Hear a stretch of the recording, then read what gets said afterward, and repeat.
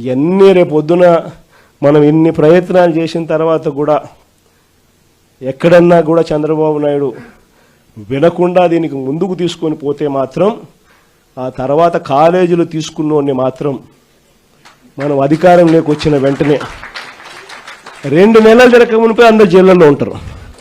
ఆ కాలేజీలు తీసుకున్న వాళ్ళు మాత్రం.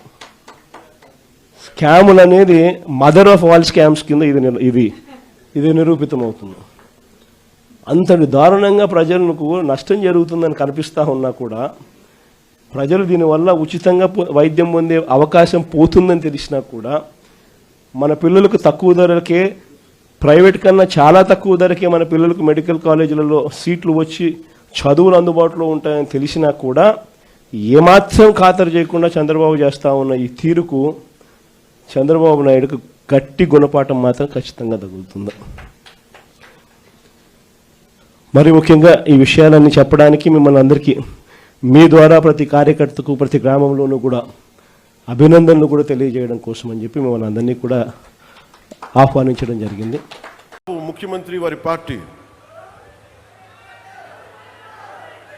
వాళ్ళు మాట్లాడుతూ ఉంటారు. అంటే వాళ్ళకి ఈ సందర్భంగా ఒకటే తెలియజేయాలనుకుంటున్నా, మీరు అధికారంలో ఉన్నప్పుడు మీ బెదిరింపులకి మేము భయపడలేం. మీరు అధికారంలో ఉన్నప్పుడు మీరు చేసే దౌర్జన్యాలకి మేము భయపడలేం. అలాగే మిమ్మల్ని తగ్గించడం కూడా నాకు ఇష్టం లేదు. కానీ మీరు బాధ్యతగా మెలగకుండా ఒక్కొక్కరిని చంపేస్తాం, మళ్ళీ మేము వస్తాం అని మీరు పిఠాపురం లాంటి చోట కూడా మీరు చిన్నపిల్లల మధ్యలో కాస్ట్ ఫీలింగ్స్ పట్టుకొస్తే మిమ్మల్ని మీ అధోగతికి నేను ఏం మాట్లాడను, మీ దిగజారుడుతనానికి నేను ఏం మాట్లాడను. ప్రకృతిని ప్రేమించేవాడు, తల్లిదండ్రులను గౌరవించేవాడు చేసే పనులు ఇవి. పిల్లలకి కులాలను పట్టుకొస్తామా, ఆపాదిస్తామా? వేరే దారులు లేవా మీకు పాలిటిక్స్ గురించి మాట్లాడడానికి? సిగ్గుందా ఒక్కొక్కరికి అలా చేసే వాళ్ళకి? మన నోరు లేదనుకుంటున్నారా?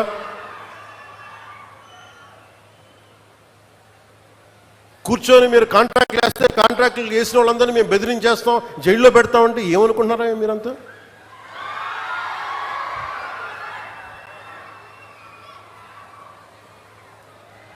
మేమేం మాటలా గుర్తుపెట్టుకోండి. అలా బెదిరించే సమూహం ఎవరైనా సరే,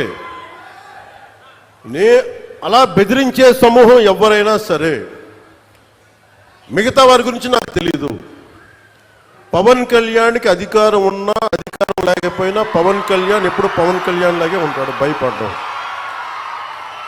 చాలా ఇంట్లోంచి బయటకు వచ్చేటప్పుడు తిరిగి వెళ్తాం లేదు అని డిసైడ్ అయ్యే వస్తాం.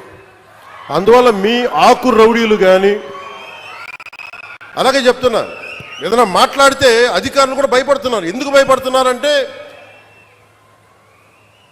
చెవుల్లో చెప్తారు, అదే సార్ వాళ్ళ వెనక చాలా మంది రౌడీలు ఉంటారండి, కిరాయి హంతకులు ఉంటారంటే, మీకు కరెక్ట్గా యోగి ఆదిత్యనాథ్ లాంటి ట్రీట్మెంట్ కనుక ఒక్కొక్కడికి ఇస్తే,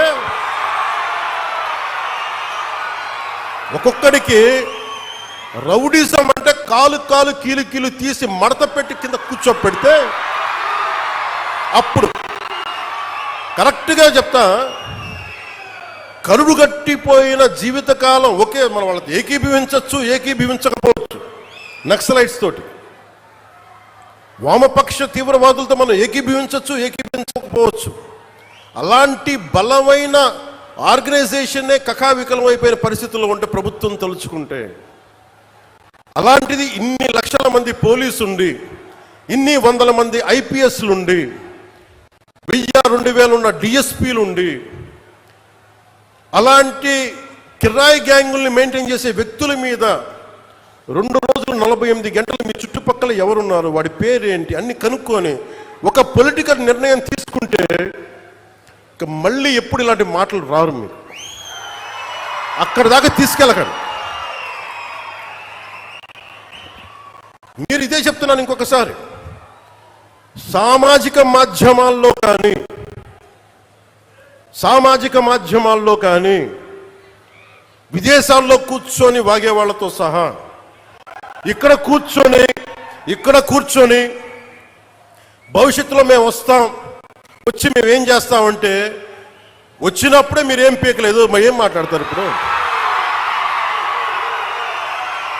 వచ్చినప్పుడే మీరు ఏం పీకలా అంటే ఏమనుకుంటారు? మీరు కూర్చోబెట్టి మీరు బెదిరింపులు చేస్తే భయపడతాం అనుకుంటున్నారా? దానికి మేము ఒక్కడు చిన్నప్పటి నుంచి కూర్చొని అమరజీవిని గుండెల్లో పెట్టుకున్నాడంటే వాడికి ఎంత పిచ్చి ఉంటుంది? ఏ